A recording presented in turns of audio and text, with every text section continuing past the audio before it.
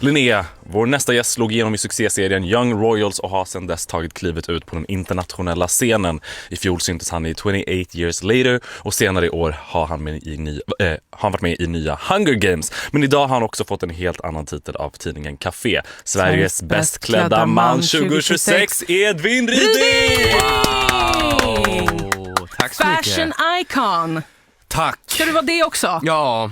Framgångsrik, ung, vacker och nu också jättebra på att klä sig. Något ska vi väl lämna kvar till oss andra. Ja. Vad är du dålig på? Vi börjar där. Multitaska och sjunga. Är du dålig på att sjunga? Ja. Alltså som i inte liksom, alltså är du omusikalisk? Sjunger du falskt? Du behöver inte göra det, jag bara... Alltså ja, det gör jag väl. Men jag vet inte det, alltså omusikal, jag älskar ju musikal älskar jag. Ja. Let's be honest. Men jag kan ju liksom inte teknik, alltså jag kan ju inte. Nej, jag förstår. Fattar du vad jag menar? Då faller lite min och Assads, vi hade en tes här om att du är lite liksom Harry Styles-kodad. Ja. Alltså lite Sveriges Harry Styles. Oj! Mm. Ja, det ska du verkligen. Det är fint ju. Ja, men jag kan ju inte riktigt sjunga. Då faller det. Ja, då faller det. Men kan Harry Styles sjunga? Det får man säga. Shots fired. Eller? Ja. I guess. Eller så filosofiska rummet. Ja, men verkligen. Vem är jag att döma? Om ett träd faller i skogen kan då Harry Styles hans vibrato inte är tillräckligt stark. Ja, jag tycker att det är lite, hans wailningar sitter inte riktigt. Nej. Men du, det finns alltså ingen i Sverige som klär sig bättre än du? Känslor och tankar? I år? Ja, nej, men det känns jättekul. Det gör mig jätteglad. Det känns skönt för att nu kan ingen rå på mig i kommande 365 dagar liksom. Men de allra flesta sätter ju på sig kläder på morgonen som de trivs i eller tycker är fina eller liksom, alltså så. Skulle du säga, har du liksom ett modeintresse? Ja, men det måste jag ändå säga. Jag fascineras av mode och jag har ju jag började jobba med min stylist Paul Edwards för ett år sedan. Han lärde mig liksom att mode är verkligen en konstform. Det är ett hantverk och det är en berättarform. Och jag var intresserad av mode innan dess, men då var det mer så man kan se sexy ut i vissa kläder liksom. De här sneakersarna var coola. Ja, men typ.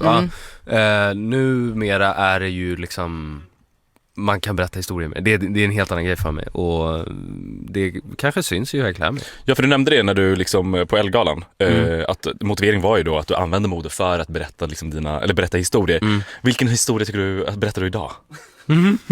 Är det liksom en torsdag morgon? Ja. Ska vi radiotolka Edvins stil? Du har ju väldigt bra stil. Tack. Det får man ändå säga. De här är lånade. Det är ett par som så kallade myggjagare. Kallar du det? Alltså jag tror att det är det de kallas. Kackerlacks. Aldrig hört talas. Alltså myggjagare är väldigt, väldigt spetsiga herrskor. Och jag tror att de kallas det för att man skulle kunna döda mygg med dem för att de är vassa. Jag vet inte, jag tror det. Men de kallas det. Men jävligt snygg i alla fall, med lite lackdetaljer. Ett par ganska liksom vida, lite slouchy jeans och en liksom lite That 70s Show t-shirt. Tack! Alltså för det är sån en t-shirt, en vit t-shirt, krämvit t-shirt med bruna liksom ärmmuddar. Muddar, ja. Så heter det. Just det, jag har symaskinkörkort. Och behövde bara flexa det.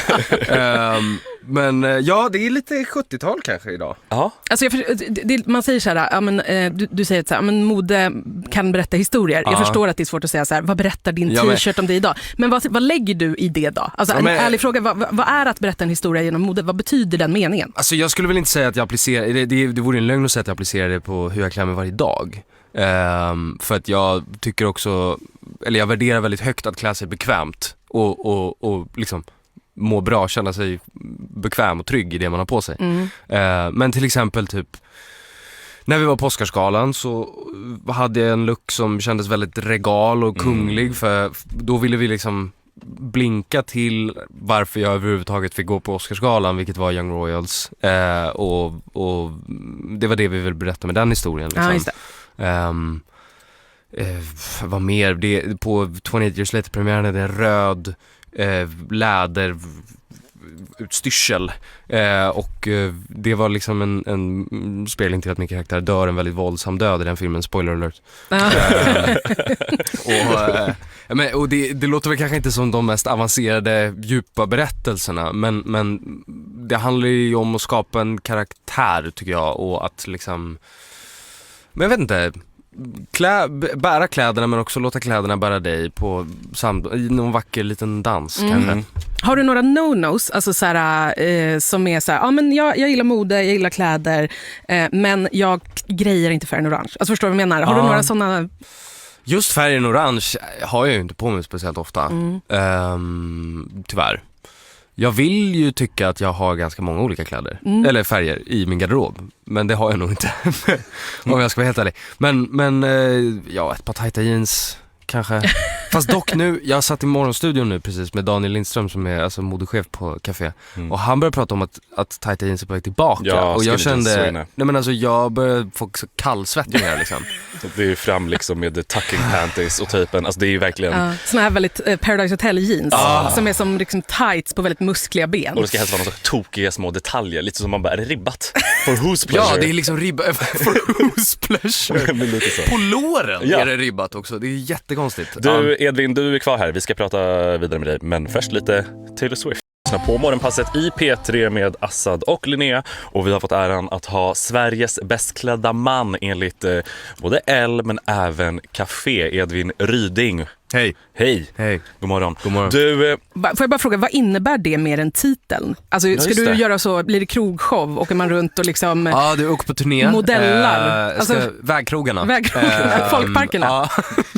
Men vad innebär det rent konkret? För det är liksom ändå lite, det blir en liten grej varje år när de presenterar det. Ja. Det är väl det typ. Ja. Alltså det är lite liksom, det Café gör som är kul är ju att de liksom gör en väldigt lång build-up till avslöjandet, och de listar 50 män liksom. Och sen får man ett plakat liksom. Ja. Och bragging rights i 365 dagar. Jättebra. Ja, för din vän och kollega då, kan man säga det, ex-kollega Omar Rudberg hamnar på plats 26. Kommentar. Skandal. Illa. Vad hade du placerat honom? 2 då. Men du, vare sig du vill eller inte så är du ju Sveriges bäst klädda man. Och därför måste du liksom hjälpa oss att styla liksom the everyday man. Okay. Vad borde svenska män bli bättre på när det kommer till mode? Alltså,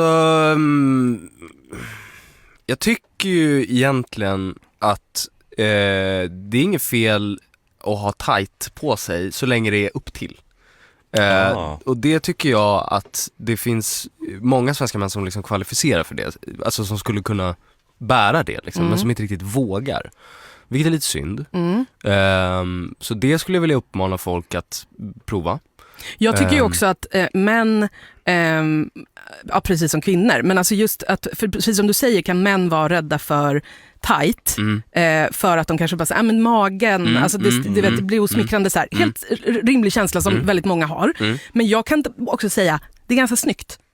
Alltså det kan vara ganska snyggt med en t-shirt som smiter åt lite mot en krallig mage. Men även också konceptet av att herr-t-shirtar är så långa. Det är nattlinnen. Alltså det är inte fel att ha lite såhär, kanske lite kroppat. Det sexiga finns ju när man kanske reser sig upp efter någonting högt upp och så bara visar man titta. Lite. Oj, titta. Det var där kom en liten midja liksom. Vår kollega William är expert på att ha riktigt slampiga korta t-shirts. Ja, bra. Ett föredöme. Ja, respekt till honom. Men vilket är ditt hatplagg på andra då? Om du skulle säga.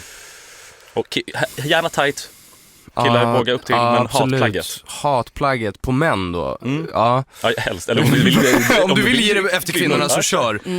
Nej men jag vet inte riktigt alltså, men jag tänker så här, alltså, det är jättemånga som lyssnar som säger, vet du vad, I don't care. Jag jobbar i skogen. Alltså, så. Men om man är en man som säger, jag vill ändå klä mig lite snyggt. Alltså jag vill, typ, jag är intresserad, men jag är lite okunnig. Alltså så. Vad är enklast? Till exempel, jag är verkligen ingen modekunnig person, men jag sa till min kille så här, för han var lite så, vad är snyggt? Alltså, kan du hjälpa mig att rensa garderob? Alltså, han sträckte ut en hand. Verkligen. Och då var jag så här, men alltså om man så här, färg, alltså nu pratar vi liksom rött, grönt, gult, rosa, orange färg, kan vara skitsnyggt. Men det krävs en viss kompetens för att kunna sporta färg.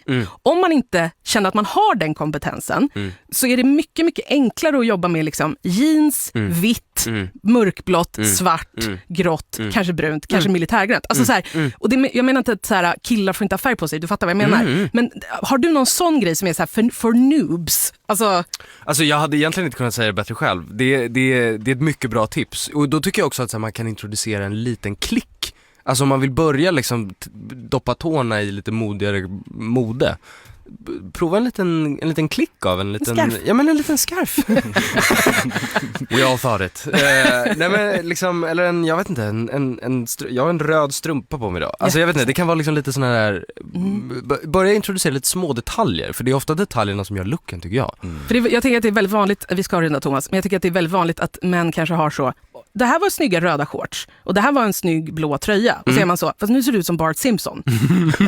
Och det kanske du ville, men om du inte ville det, vi fortsätter prata med Edvin Ryding, för du går ingenstans. Eller har du bråttom? Nej. Jättebra. Ja.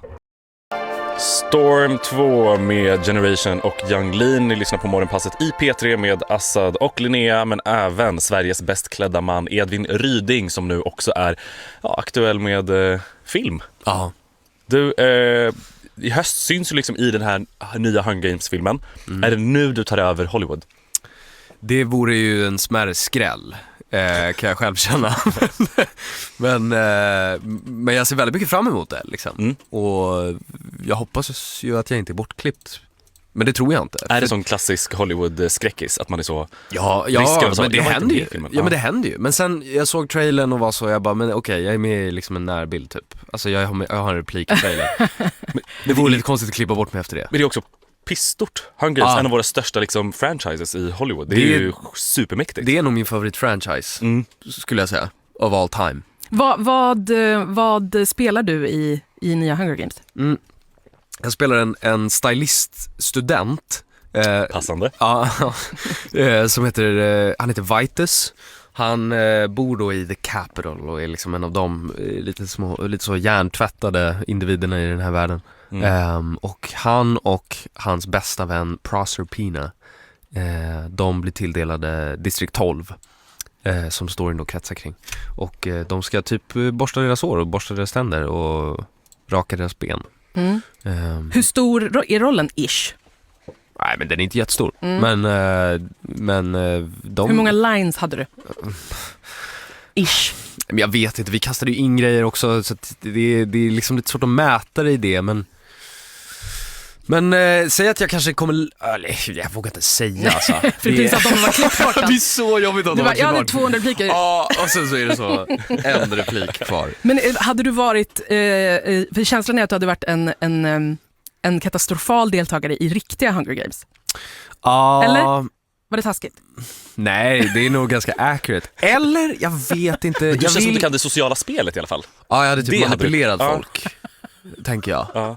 Så, stop, this isn't you. När de försöker typ skjuta mig.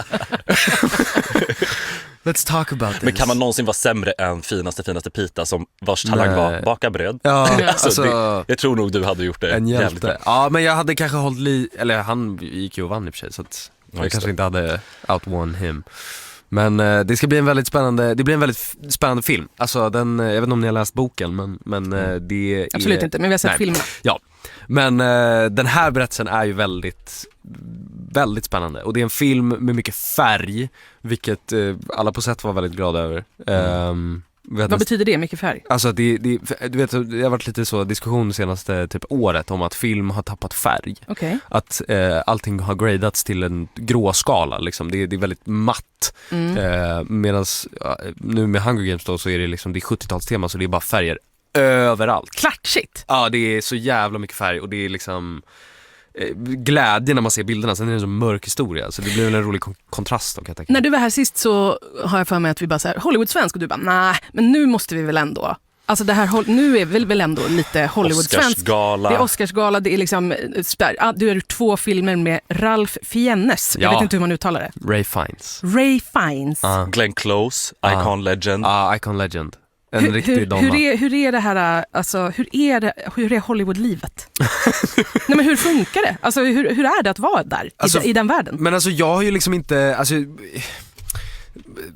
alltså jag vet inte, 28 Years Later spelade vi in i Newcastle i England liksom.